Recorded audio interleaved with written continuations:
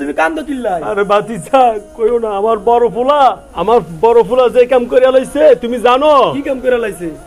আরে আমাদের দক্ষিণ পাশে কদমালি আছে না, এই কদমালি 10 কানি জমি সে দখল করে লাইছে। কি কও 10 কানি জমি দখল করছে? তো এটা খুশির কথা।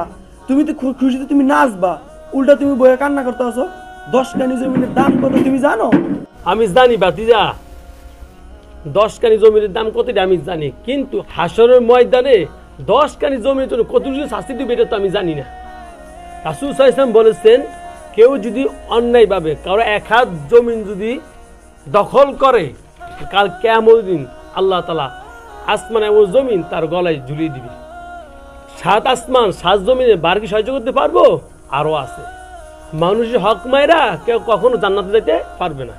ও এই কথা আমি বুঝি নাই চাচা। বুঝবে কেমনে বাতিজা? যে সমাজে মানুষের মায়েরা খাওয়ার জন্য পাগল, সে সমাজে 10 কানি জমি মারতে পারলে নাচারের তো কথা। বাতিজা আমার তো নাচ আসতেছে না, জাহান্নামের ভয়ে শুধু কান্না আসতেছে।